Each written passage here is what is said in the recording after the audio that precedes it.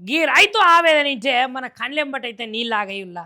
ఎందుకంటే నమ్మి ఓటేసిన పాపానికి ఇప్పుడైతే మేమైతే అనుభవిస్తున్నామో అని గీ రైతు చెప్తున్నాడు.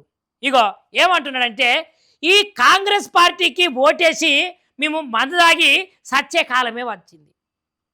అయాల కేసీఆర్ ఎన్నెన్ని మంచి పనులు చేసిండు, ఈడు కూడా గట్నే చేస్తాడని చెప్పేసి ఆ మంచి పనులు ఈడు కూడా సేమ్ గట్లనే నడిపిస్తాడని చెప్పేసి ఈయన కొట్టేస్తానైతే ఈడు నట్టెట్లా ముంచుతున్నాడు మమ్మల్ని అని అంటున్నారు. ఇక ఇంకొకటి, పొద్దనక రాత్రనక కష్టపడి పంట చేనులలో పండించినటువంటి పంటనైతే ధాన్యము తీసుకొని మార్కెట్లోకి పోతేనైతే వాళ్ళైతే అస్సలకే కొంటలేరు. మరి ఎండను తట్టుకొని వానను తట్టుకొని చలిని తట్టుకొని మేము అక్కడనే ఉంటున్నాము. ఇట్లనన్నా కొంటారా అంటే అస్సలకే కొంటలేరు. ఇక మేము అది అక్కడ ఇడిచిపెట్టి బయటికి పోతే పంట ఆగమాగం అవుతుందని చెప్పేసి రాత్రి పగలు ఆన్య కావాలి కూసుకొని ఆన్య రాత్రి పండుకుంటున్నాము.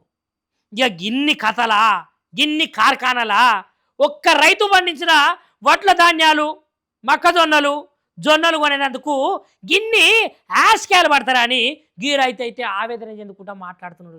ఇక ముచ్చట మీరు కూడా తప్పకుండా చూడాల్సిందే.